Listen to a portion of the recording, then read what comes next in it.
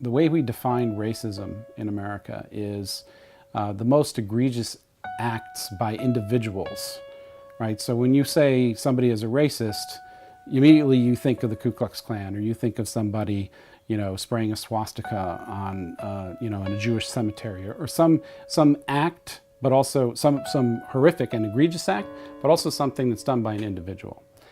And so nobody wants to be a racist, right? And so if you're a white liberal, like I think of myself as, I think of myself as one of the good guys, right? I'm not a racist. How could I be racist? How could I be, I love black people, right? I have tried to understand the history of our country and these things.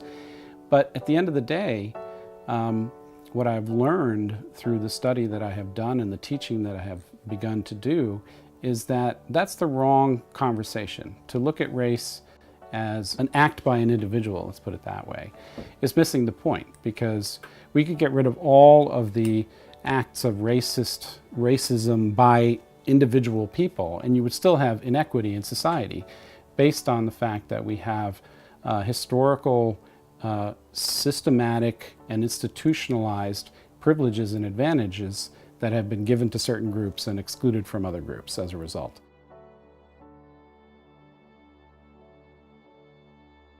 I'm Jillian McRae. I teach at Ossining High School, and I have taught at Ossining High School for 17 years. I am an English teacher. However, I have been co-teaching SUNY Classism, Racism, Sexism with Sam North for the past 13 years. Did anybody break down in class this year? No, not in this class. Nobody ran out crying, right? Maybe I did.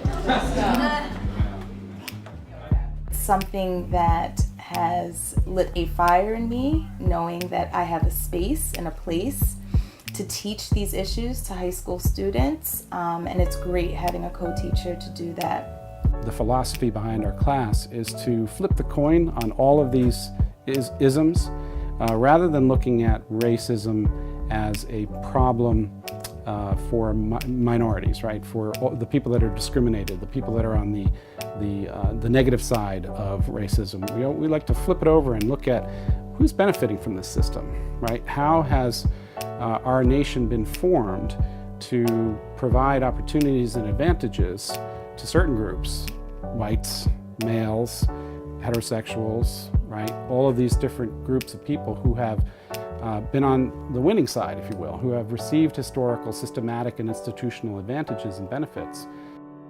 I think that they're seeing it. There's some kids in there who are like seeing their world play out racially. I remember at first, in the beginning of the year, like this was always like constantly on my mind, just thinking about it got me mad, just seeing it around me. But then eventually, I sort of got to think about it more, and I thought it was great how I got to like not only educate myself on these things, but also educate the people around me on these things whenever I saw the opportunity to. And this class just made me and even the people around me just a bit more aware. And you become a little bit of a pain in the ass, right? Yeah, because of that. No, and that's okay. We've had students, I think I've said this before, we've had students who said, this class made me even more racist, right? Like after I took it, I feel even more racist. And I would say, it's not that you're more or less racist.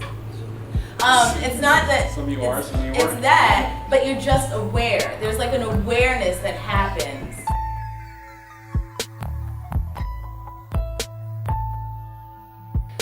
The fact that I'm a man and she's a woman, the fact that I'm white and she's black, right? This is the beauty of our working relationship. There are things that I can talk about as a man to boys, right? So the boys in the class might listen to me as a man speaking to them, whereas if they hear a woman talking about issues of sexism, they may say, well, she's got a chip on her shoulder.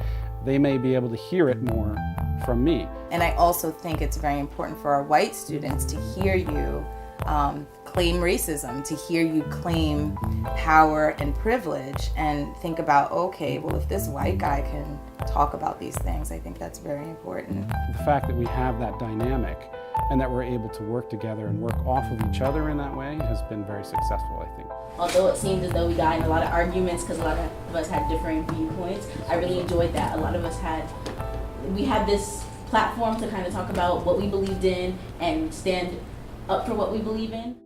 We run as a team, and it's important for people to see the two of us in the room doing this work. If I'm going to talk about social justice and I'm going to talk about issues of disproportionality in the criminal justice system or disproportionality in education, then I got to be out there doing something about it. To walk the walk, and my desire to give them something to look to that I hope that they admire in me, and would hopefully inspire them to do whatever it is that they do, but to be active and to make intentional choices.